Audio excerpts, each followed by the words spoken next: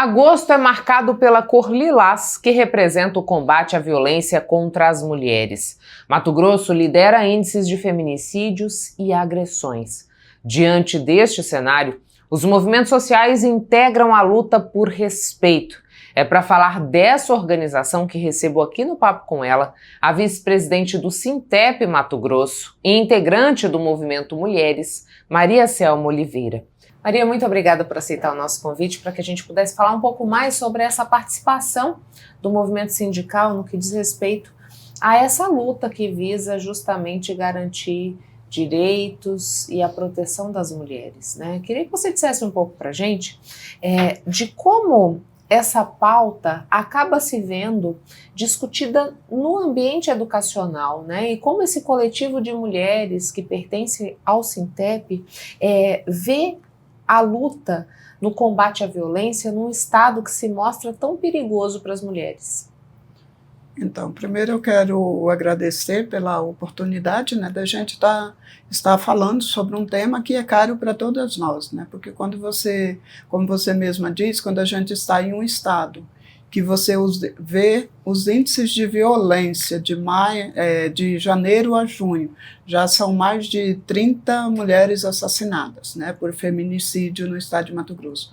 Não há como a gente desvincular isso do contexto educacional, da sala de aula, principalmente porque a educação, ela é majoritariamente formada por mulheres, né, constituída por mulheres. Nós somos mais de 90% são mulheres trabalhadoras em educação, e nós atendemos os filhos e filhas da classe trabalhadora, né, quando você está num contexto de educação pública. E esses temas eles vão perpassar a sala de aula, seja na forma de violência sofrida por estudante ou mesmo pelas profissionais. Então, a escola não pode se ver desresponsabilizada de fazer esse debate, né? Embora que a gente vive um momento bastante complicado, inclusive para fazer esse debate em sala de aula, sobre a questão de feminicídio, sobre a questão de gênero, mas a escola não pode fugir do seu papel. E por que você considera que a escola acaba sendo um ponto central, até mesmo nesse combate e na conscientização desses estudantes sobre essa questão do papel de gênero, do respeito que a gente precisa ter pelo ser humano, Maria? Porque a escola ela é a representação micro da sociedade, né? É ali que você encontra os estudantes, as diferentes identidades se encontram ali, muitas vezes num contexto de conflito também, né? Então não há como os conflitos acontecer, você vê mulheres sendo assassinadas, você vê a violência doméstica e não parar para refletir, né? Não chamar a reflexão dos estudantes, porque são esses estudantes que vão desenvolver essa consciência de que isso é uma violência, de que nós precisamos evoluir, de que nós precisamos ressignificar os papéis e demonstrar para eles que homens e mulheres podem ser diferentes na sua constituição física, mas ambos têm direito, né? São pessoas de direito e que todas merecem respeito, e que a gente precisa primar por uma sociedade que respeite o ser humano na sua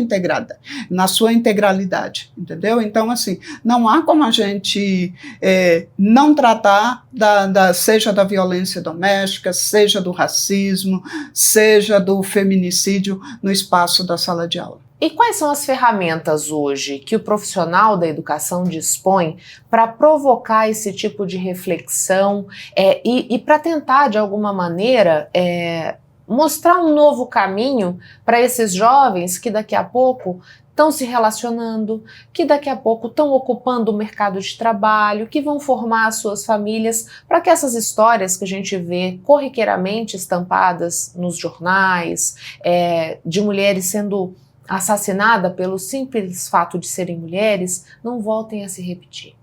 Então, é exatamente a formação, né? Então, a gente precisa discutir a formação, trabalhar a formação dos profissionais, das profissionais, para que ele possa estar preparado para fazer esse debate com os estudantes, para levá-los a uma reflexão como aprendizagem, né? Como uma forma de educação, como formação do ser humano que está em formação, e para que ele entenda que na sociedade a gente tem que primar pelo respeito ao outro, à outra, enfim, independente das suas concepções religiosas, independente das suas concepções políticas, independente da questão de gênero, todas as pessoas merecem respeito. E a gente só consegue viver em uma sociedade justa, igualitária, se existir o respeito às diferenças, o respeito à diversidade. Maria, você disse pra gente que a escola, ela é uma micro-representação da sociedade.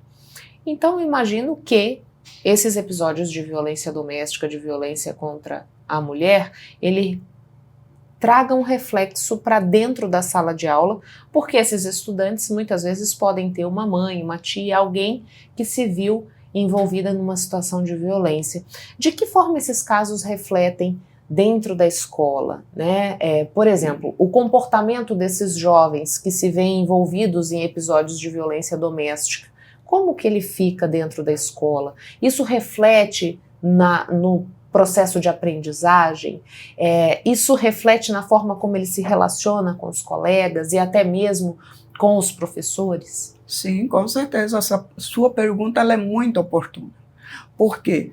Porque a questão é evidente que essas questões de uma criança que vem de um processo de violência, ou que sofreu, ou que viu alguém de sua família, a mãe, por exemplo, sofrer algum tipo de violência, não há como essa criança não levar isso para o espaço da escola, esse adolescente não levar isso para o espaço da escola. Então ela vai se manifestar de diversas formas, entendeu? Ela pode se manifestar em forma de agressão, de rebeldia, né? Ela pode também fazer com que esse aluno se feche, né? E aí ele não se sociabiliza com os demais da sala. Isso vai ter uma implicação direta no processo de ensino-aprendizagem. Por isso que no Sintep a gente faz o debate de que educação é muito mais do que provas, educação é muito mais do que índices. Você precisa olhar o contexto social que afeta esse jovem, esse adolescente, essa criança. O que ele está trazendo de fora para dentro da escola? Qual é o atendimento que a escola vai dar? Quais são as condições que a escola tem para refletir, para acolher, para dar o acolhimento para essa criança? Né? Não é simplesmente você olhar eles como números, como índices e dizer, não, os índices estão ótimos. Mas será que está de verdade? Será que está de verdade? Porque quem vive no contexto da escola diz que não está. Porque os problemas, eles são complexos. Existe uma complexidade. Então, o debate sobre essas questões, elas são muito importantes para fazer com que a gente reflita o modelo de sociedade que nós estamos vivendo. E será que esse modelo de sociedade, quando você vê um alto índice de feminicídio ou de violência doméstica, será que é esse o modelo de sociedade que a gente quer? Né, com um alto nível de violência, que não vai se resolver simplesmente pela questão policial. É lógico que a questão da segurança pública ela é importante para o cuidado da sociedade, mas a gente parte aqui do princípio de que a escola precisa acolher, de que a escola tem que ser empatia, de que a escola vai muito mais além de regras, simplesmente sim, senhor, não, senhor. Certo? Então a gente precisa lidar com essa diversidade dentro do espaço da escola e ter pessoas preparadas para poder atender esse estudante, ter tempo de olhar para esse estudante e perguntar, meu filho, o que está acontecendo com você? Você quer falar? Porque quando você abre para os estudantes falarem, você vai ouvir muita coisa assim que você fala, meu Deus, o que eu vou fazer? Como eu posso ajudar? Né? E eu acho que isso é importante para a gente refletir, e a violência contra a mulher, o feminicídio, a violência doméstica, ela é consequência também desse modelo de sociedade que não olha para o outro, que não escuta, que não tem empatia, né? Que acha que as pessoas são máquinas, né? Mas a gente está vendo aí os números, está vendo as pessoas com sofrimento, com depressão, com as inúmeras fobias, né? Isso se agravou principalmente no contexto pós-pandemia, né? Que mexeu muito com o psicológico das pessoas, e isso chama hoje a escola para reflexão. Chama a Secretaria de Estado de Educação para refletir também quais são as suas propostas, quais são os seus projetos para a educação, porque nós estamos falando de formação dos cidadãos e cidadãs do estado de Mato Grosso.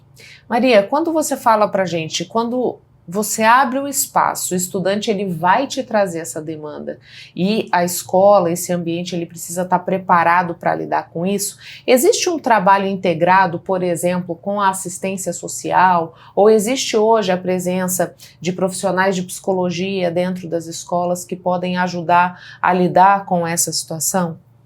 Olha, tem os encaminhamentos que são feitos para aquelas situações que, vamos dizer, são mais graves.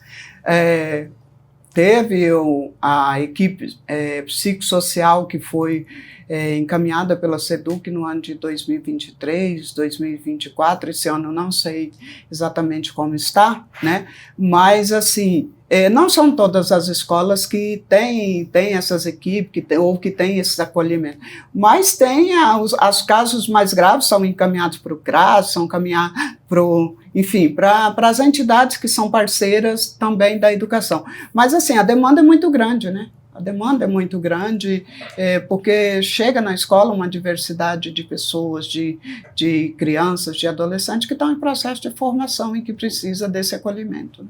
Quando a senhora diz para a gente que o resultado do que a gente vivencia se dá por uma sociedade que não tem a capacidade da empatia, da escuta, de entender o outro, por que a senhora considera que Mato Grosso se vê num cenário tão violento? Porque assim, as pessoas dizem, só aumentar a penalidade para quem comete feminicídio não está resolvendo.